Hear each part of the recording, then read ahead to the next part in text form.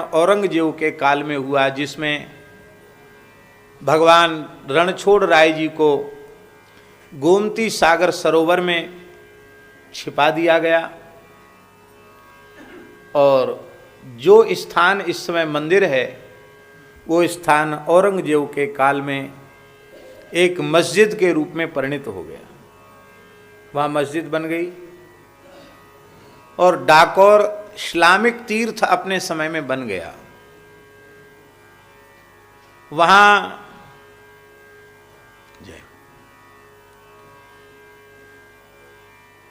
आ जाने दो, इधर पीछे चले जाओ, पीछे चले जाना दो।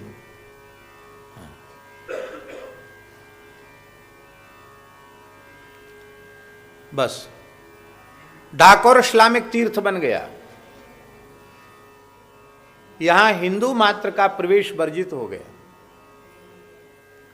वहां कोई यवन फकीर थे, तांत्रिक थे, उन्होंने कुछ ऐसा तंत्र वहां कर दिया था कि जो कोई हिंदू वहां प्रवेश करता था उसके हिंदू चिन्ह गायब हो जाते थे, उसके सुन्नत हो जाती थी, वो मुसलमान हो जाता था। ऐसा कुछ यंत्र तंत्र कर दिया था वहां। उस समय रामानंद संप्रदाय में एक बड़े सिद्ध पुरुष हुए,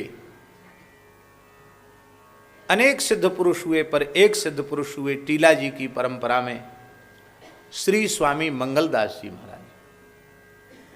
संप्रदाय में इन्हें महर्षि अगस्त्य का अवतार कहा जाता है। महर्षि अगस्त्य ही एक अंश से मंगलदास जी के रूप में प्रकट हुए।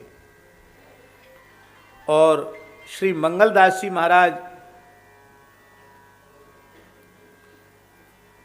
ऐसे महान विरक्त महापुरुष थे।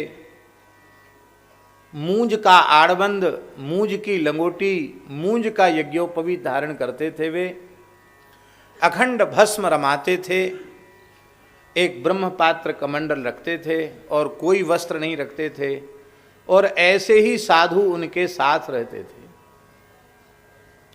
लगभग 10-11 हजार साधु हमेशा उनके साथ रहते थे। कितने साधु?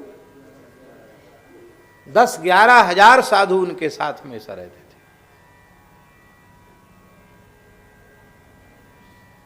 उन्होंने उस समय पूरे देश में जो औरंगजेब के अत्याचार से धर्म लुप्त हो रहे थे, तीर्थ धर्म लुप्त हो रहा था, तीर्थ नष्ट हो रहे थे, उन नष्ट होते हुए तीर्थों को श्री मंगलदास जी महाराज ने बचाया।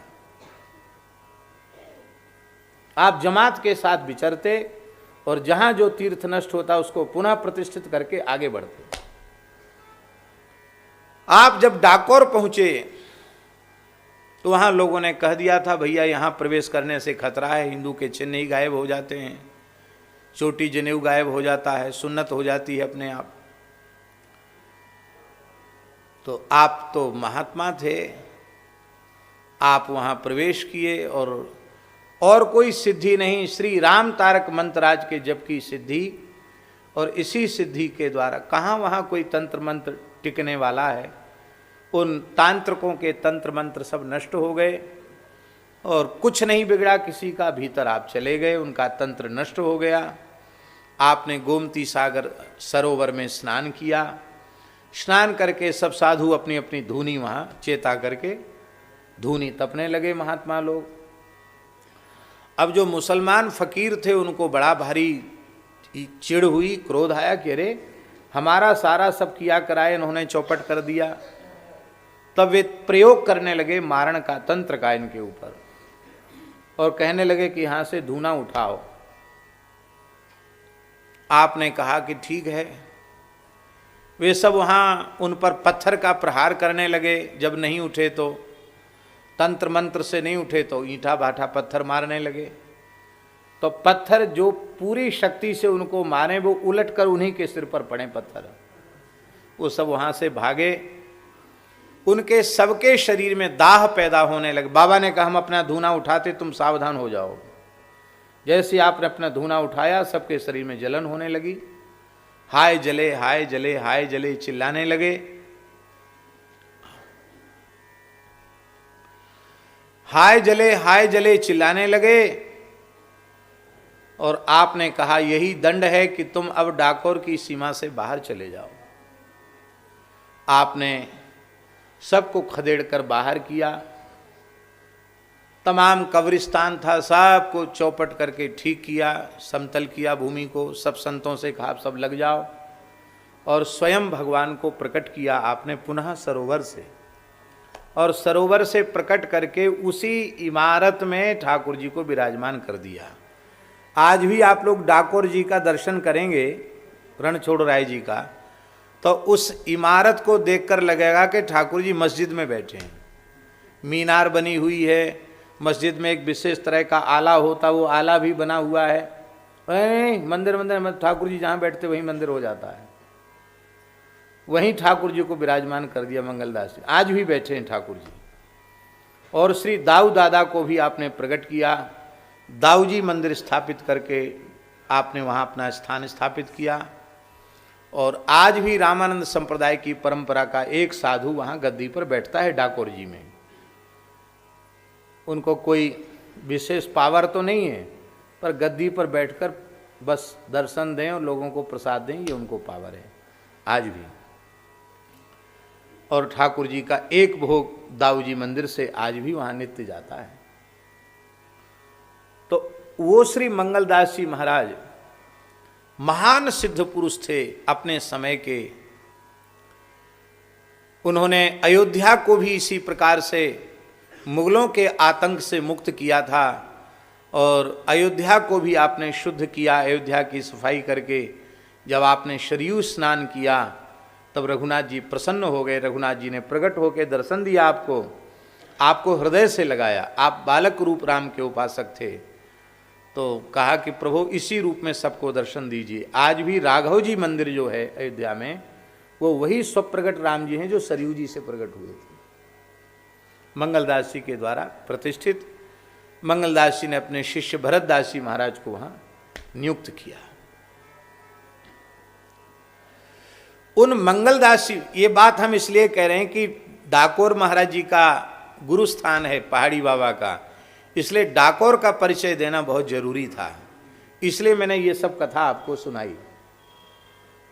तो उसी मंगलदास जी की परंपरा में मंगलदास जी के शिष्य श्री भरतदास जी महाराज हुए। भरतदास जी के शिष्य श्री दामोदर दास जी महाराज हुए, और दामोदर दास जी के शिष्य श्री सरयू दास जी महाराज हुए, जो डाकोर गद्दी के आचार्य थे। और उन श्री सरयू दास जी महाराज के शिष्य श्री पहाड़ी बाबा महाराज हुए। ये गुरु परंपरा बहुत पुरानी बात है। तो सरयू दास जी महाराज के शिष्य हुए मंगलदास जी महाराज। मंगलदास जी महाराज के नाती चेला हुए इनके गुरुजी सरयू दास जी हैं। मंगलदास जी के भरतदास जी, दामोदर दास जी, सरयू दास जी। सरयू दास जी नाती चेला हुए, और पनाती चेला हुए, पौत्र शिष्य हुए, प्रपौत्र शिष्य हुए पहाड़ी बाबा महाराज। साधुओं में ये नाती पनाती बहुत जल्दी हो जाते हैं, हाँ। गृहस्थियों में तो बड़ा कठिन है। आजकल तो ब्याह ही बहुत देर से होते हैं 30-35 साल 40 साल में भी लोग ब्याह करते हैं, तो वो तो पता नहीं नाती संती पंती देख पाएंगे कि नहीं। साधुओं में बहुत जल्दी होते हैं। जैसे अब सामने हमारे रामदास जी महाराज बैठे हैं, पीपाड़ वाले। रामदास जी ठाकुर जी के कृपा पात्र हैं। इनकी आयु कितनी 65-70 की होगी, कितनी होगी रामदास हैं? 60 वर्ष की है। अब रामदास जी के शिष्य पीछे बैठे हैं राघवदास जी। तो रामदास जी हमारे शिष्य हुए, राघवदास जी हमारे नाती चेला हुए, और राघवदास जी का चेला होगा तो हमारा पनाती चेला हो जाएगा, और उनका चेला हो जाएगा तो हमारा और आगे हो जाएगा। तो प्रभावशालियों के जल्दी जल्दी शिष्य बन जाते हैं। हमारे कितने नाती चेला पनाती चेला तो चले गए भगवान के पास। अब बड़े बूढ़े बने वो चले गए, तो इसलिए साधुओं में आप ऐसा नहीं सोचना कि पनाती चेला इतने, तो सामने ही यहाँ 4-4, 5-5 पीढ़ी हो जाती साधुओं में। उस जमाने की बात है। श्री पहाड़ी बाबा महाराज, प्रथम पहाड़ी बाबा महाराज को आपके गुरुदेव परम योगीराज परम तपस्वी श्री सरयू दास जी महाराज, उन्होंने आपको विरक्त वेश प्रदान किया और अपने संतों की जो प्राचीन परंपरा से जो उपासना साधना की पद्धति है, गुरु प्रणाली, उपासना की प्रणाली प्रदान की। और वे चाहते थे कि इन्हीं को हम नियुक्त कर दें, क्योंकि ये मेरे प्रथम शिष्य हैं। पर बाबा ने गुरुदेव के चरणों में कुछ दिन रहकर सेवा करके बड़ी विनम्रता से प्रार्थना की कि गुरुदेव, हमारा मन लोगों के बीच में बिल्कुल नहीं रमता है, हम तो एकांत में रमण करने वाले हैं, आपकी आज्ञा हो तो हम हिमालय में जाकर भजन करना चाहते हैं। जो सच्चे संत सद्गुरु होते हैं वे भजन के लिए कभी किसी शिष्य को रोकते नहीं हैं। भजन तो करना ही चाहिए, जीवन ही भजन के लिए। हमारा व्यवहारिक कोई काम बिगड़ता हो तो खूब बिगड़ जाए, पर ईमानदारी से कोई कहे कि हम एकदम निष्प्रपंच होकर भजन में लगना चाहते हैं, तो इस बात को सुनकर जितनी प्रसन्नता हमारे हृदय में होती है, उतनी वैसी प्रसन्नता दूसरे किसी काम से नहीं होती है। सबसे अधिक प्रसन्नता इस काम से होती है कि ईमानदारी से जिसलिए भगवान ने मानव शरीर दिया है उस काम में लग जाए, भगवत प्राप्ति के पथ पर अग्रसर हो जाए। इसी जन्म में इसी शरीर से भगवत प्राप्ति करनी है, इस दृढ़ निश्चय के साथ भजन में लग जाए।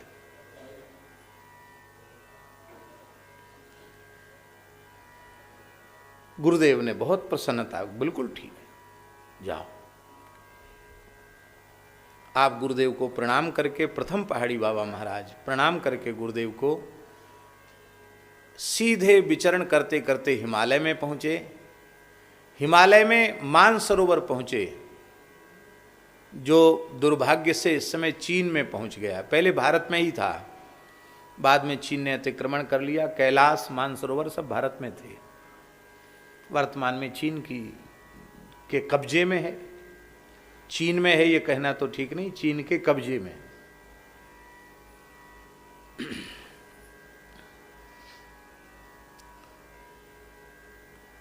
दुख की बात है कि स्वतंत्र भारत में जो है कैलाश मानसरोवर भारत से अलग हो गया। जब देश गुलाम था तब भारत की सीमा में था, और देश के स्वतंत्र होने के बाद अलग हो गया। दुख की बात है। खैर वो आज जाने दो। जिस काल में श्री पहाड़ी बाबा महाराज वहां विराजे उस समय तो सब भारत ही था। वहां कैलाश में एक गुफा है, वशिष्ठ गुफा। उस वशिष्ठ गुफा में आपने प्रवेश किया और ऐसे स्थल पर आप विराजे, वहां वशिष्ठ गुफा का आज भी ऐसा वातावरण है, वहां कोई जीव जंतु भी नहीं, इतनी ठंडी है, बर्फ ही बर्फ जमी रहती है। वहां आप 5 वर्ष समाधिस्थ रहे। कितने वर्ष? वशिष्ठ गुफा में 5 वर्ष आप समाधिस्थ रहे। और इसके बाद संतों के, सिद्ध संतों के आग्रह पर आप थोड़े नीचे उतरे, केदारनाथ पहुंचे। और केदारनाथ में हनुमान गुफा है। उस हनुमान गुफा में जहां इस समय परम पूज्य श्री अभिराम दास जी महाराज का स्थान है, संत सेवा होती है, वहां जो गुफा है, उस गुफा में बाबा, प्रथम पहाड़ी बाबा महाराज उस गुफा में 65 वर्ष विराजे। कितने वर्ष? तो 5 वर्ष मानसरोवर में और 65 वर्ष केदारनाथ में। तो अब इतना तो पक्का समझ लो कि 70 वर्ष उनके बर्फ ही बर्फ में व्यतीत हो गए, नीचे उतरे ही नहीं। तो इतने लंबे समय तक वहाँ विराजने से, बर्फ में रहने से, पहाड़ में रहने से उनका उपनाम पड़ गया पहाड़ी बाबा। क्या नाम पड़ गया? पहाड़ी बाबा नाम पड़ गया। नाम तो गुरु महाराज का दिया हुआ श्री स्वामी नृसिंहदास जी महाराज था, पर आपका नाम पहाड़ी बाबा पड़ गया। सब तीर्थों की यात्रा की उन्होंने हिमालय में, दामोदर कुंड भी महाराज गए थे। पहाड़ी बाबा, प्रथम पहाड़ी बाबा महाराज, और वहां से स्वयं दामोदर कुंड से शालिग्राम जी लेके आए थे। और उनमें एक स्वरूप तो पूज्य गुरुदेव पहाड़ी बाबा ने दास को प्रदान किया, वो हमारे साथ विराजमान हैं, आपको दर्शन कराए छोटे से। और एक स्वरूप यहाँ मंदिर में विराजमान है, नृसिंह भगवान के स्वरूप, वो बाबा स्वयं वहां से लेकर के आए थे। आज भी मंदिर में विराज रहे हैं ठाकुर जी। पुराने संत सब जगह विचरते थे। तो बाबा वहां 65 वर्ष विराजे। तो जो भी संत इधर से बद्रीनाथ जाते थे, केदारनाथ जाते थे, बाबा का दर्शन करते थे, तो ब्रजवासी संत आग्रह करते थे, बाबा सब तो वहाँ पहुँच नहीं सकते, आप ब्रज में आओ, ब्रज में आओ। और लोगों को ये पता शरीर ब्रजवासी है तो फिर आपको ब्रज में आना ही चाहिए। तो संतों के आग्रह पर बाबा, श्री रामदास जी काठिया बाबा के आग्रह पर बाबा ने यहाँ आने का निश्चय किया। बाबा वहाँ से हिमालय से उतरे, ब्रज यात्रा का आपके मन में विचार उठा, और वहाँ से चल करके श्री प्रथम पहाड़ी बाबा महाराज जैसे ही हरिद्वार में सप्त सरोवर आकर के विराजे, उसमें अंग्रेज फैल चुके थे देश में, अंग्रेजी शासन का समय था, क्योंकि लगभग 200 वर्ष अंग्रेज इस देश में रहे हैं। तो बाबा का प्रभाव इतना था उनके दर्शन का कि तमाम भीड़ वहाँ इकट्ठी होने लगी। कुछ फौज के अंग्रेज अधिकारियों के बच्चे भी दर्शन करने आने लग गए। आकर्षण बाबा में विलक्षण आकर्षण था आपके दर्शन में। तो फिर अंग्रेजों ने आपको चेटकी समझा कि कोई चेटक करने वाले, तंत्र करने वाले हैं, और अंग्रेजों ने आपको वहाँ से गिरफ्तार कर लिया, प्रथम पहाड़ी बाबा को। बाबा तो मौन रहते थे, बोलते तो किसी से थे नहीं। जय श्री राम जी की इच्छा, फौज की गाड़ी में बिठाकर उनको आगरा ले आए, और आगरा में उनको कारागार में पहुंचा दिया। बाबा वहां पहुंचे और कारागार में भी एक वृक्ष के नीचे, नीम के नीचे आप बैठ गए। संकल्प सिद्ध पुरुष थे, वहीं आपने लकड़ी इकट्ठी करके संकल्प से ही अग्नि को प्रकट कर दिया, वहीं आप ध्यानस्थ हो गए। सिद्ध पुरुष थे। जब वहां ध्यानस्थ हो गए तो पहले तो लोगों का ध्यान नहीं गया, लेकिन बाद में हुआ कि वो अग्नि खुले आकाश के नीचे, ना द्वारा ईंधन डाला जा रहा है और ठंडी गर्मी बरसात का कोई प्रभाव नहीं, अग्नि चैतन्य है, धूना चैतन्य है, अग्नि जल रही है। तो आओ भगवान, आओ विराजो। ओ भैया वहीं वहीं बैठ जा, वहीं बैठ।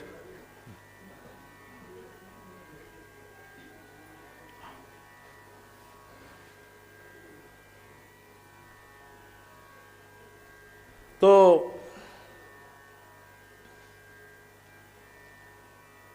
बाबा बैठ गए, अग्नि अपने आप चैतन्य है। महीनों आप समाधि में बैठे रहे, हो सकता है 6-7 महीने समाधि में बैठे रहे। उनके लिए तो कोई बड़ी बात नहीं थी समाधि में अखंड बैठना। अंग्रेजों का शासन हिल गया कि अरे कोई सिद्ध फकीर है भैया, अपराध हो गया। तब अंग्रेज अधिकारी आया, क्षमा मांगी, बाबा से कहा हम आपको मुक्त करते हैं, आप यहाँ से पधारिए, अपराध क्षमा करो, हमें भी कुछ आशीर्वाद दो। उसके कोई संतान नहीं थी, बाबा तो किसी कुछ कहते नहीं थे, भगवान की इच्छा, उसे संतान हुई तो उसने समझा बाबा की कृपा से ही हुई। तब अंग्रेज आपको कलकत्ता ले गए। देखो कैसी विचित्र चरित्र है बाबा का। फौज की गाड़ी में बिठा के अंग्रेज उनको, कुछ समय कलकत्ते में केंद्र था अंग्रेजों का, कलकत्ते में ले गए। विक्टोरिया एक जगह है, वहाँ बाबा को रखा। विक्टोरिया है कलकत्ता में। बाबा बने हुए मकान में नहीं जाते थे, या तो गुफा में या वृक्ष के नीचे, झोपड़ी में भी नहीं जाते थे, मनुष्य के द्वारा निर्मित जगह में नहीं जाते थे, या वृक्ष के नीचे या प्राकृतिक पर्वत की गुफा में। वो ऐसी छाया में बाबा ने जाते नहीं थे। शरीर पर कोई कपड़ा भी धारण नहीं करते थे। बाबा वहां विक्टोरिया में विराजे और वहां से बाबा फिर विचरने लगे। उस समय कुछ बंगाली शिष्य भी उनके हो गए। उनमें एक बंगाली माता थी, उसका नाम था मानोदा दासी। बहुत उच्च कोटि की नाम जापिका थी, प्रथम पहाड़ी बाबा की शिष्या। क्या नाम था? मानोदा दासी। वो विलक्षण थी महाराज। बाबा को पहली बार ही बाबा गए, उसके बाद तो बाबा दोबारा कलकत्ता गए ही नहीं। तो रोने लगी, बोले बाबा पुनः दर्शन कब होगा? आप तो जा रहे हैं ब्रज की ओर, अब फिर दर्शन कब होगा? तो बाबा ने कहा कि हमारा ये आखिरी दर्शन है, अब प्रत्यक्ष दर्शन तुम्हें दोबारा नहीं होगा। तो लो, तुम्हें ज्यादा विरह है तो लो मेरी सुमरनी, तुम्हारे घर पर विराजमान रहेगी। हमारी परंपरा का कोई भी साधु आएगा, वो इस सुमरनी के नाते से तुम्हारे यहां आकर दर्शन देगा। ये वचन दिया। बाबा की पादुका, बाबा की सुमरनी वहां आज भी विराजमान है। एक गरीब बंगाली परिवार में, हम भी कलकत्ते जाते हैं तो वहां हम दर्शन करते, भवानीपुर में बाबा की सुमरनी का दर्शन करते हैं। बाबा इसके बाद वहां से चल करके ब्रज में आए। तो ब्रज में कुछ लोगों ने अमरोली में, जहाँ उनका जन्म हुआ था ब्रज में, वहाँ उनका एक मंदिर सीताराम जी का बनाया। बाबा वहाँ तो पधारे नहीं। रुदायन गांव जो है, जहाँ राधा गोपाल जी मंदिर है, वहाँ बाबा कुछ काल विराजे रुदायन में। और वहाँ से फिर चल करके बाबा कुछ समय मथुरा में भी विराजे। मथुरा में जो अपने सत्यनारायण मंदिर है, वहाँ भी बाबा विराजे, लेकिन वो शहर के बीच में था। बाबा तो रमते नहीं थे ऐसी जगह में।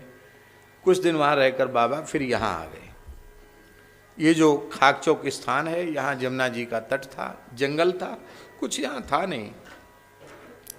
वृक्ष के नीचे आकर बाबा यहाँ विराजे। और एक बार प्रयाग कुंभ से आप पैदल चल करके गंगा सागर गए हैं। एक छोटा सा गांव है बसोबादी, जिला 24 परगना का, वहाँ भी हम कई बार होके आए हैं। वहाँ बाबा की धुनी है। बाबा ने वहाँ धुनी चैतन्य किया था, हम भी वहाँ दर्शन करके आए हैं। तो बस वहाँ गए, इसके बाद बाबा कहीं गए नहीं। बाबा यहीं विराजे। 150 वर्ष की आयु जब उनकी पूर्ण हुई, तो उस समय और जीवन के बहुत प्रसंग हैं, चमत्कारिक प्रसंग हैं महाराज जी। ऐसे ऐसे विचित्र प्रसंग हैं। यहाँ समाधि हो गई बाबा की, और बसोबादी गांव में एक भक्त वो विकल हो गया कि हम बाबा से दीक्षा लेने वाले थे और बाबा तो समाधि ले ली, अब क्या होगा। उसने निश्चय कर लिया बाबा की धुनी पर कि अब बाबा का दर्शन तो हुआ था पर दीक्षा नहीं हुई, तो अब हम प्राण त्याग देंगे। तो बैठ गया अनशन लेकर के। 7 दिन तक वो बैठा रहा भक्त, राम नाम का जप करता हुआ। और बाबा 7वें दिन धुनी की अग्नि से ही प्रकट हो गए। अब प्रकट होकर के बाबा ने उसे दीक्षा दी। घोष परिवार का बालक था, दीक्षा दी, और दीक्षा लेते ही वो सिद्ध हो गया। इसके बाद वो चले गए, लौट के आए ही नहीं घर में। बाबा के शिष्य भी ऐसे ही थे। बाबा यहाँ आकर के विराजे। और ये जो छवि है इधर, ये पूज्य श्री पहाड़ी बाबा महाराज के शिष्य, प्रधान शिष्य श्री स्वामी लक्ष्मण दास जी महाराज, द्वितीय पहाड़ी बाबा जी महाराज, इनका जन्म भी बाबा के आशीर्वाद से ही हुआ था। इनके भी जन्म की विचित्र कथा है। ये सब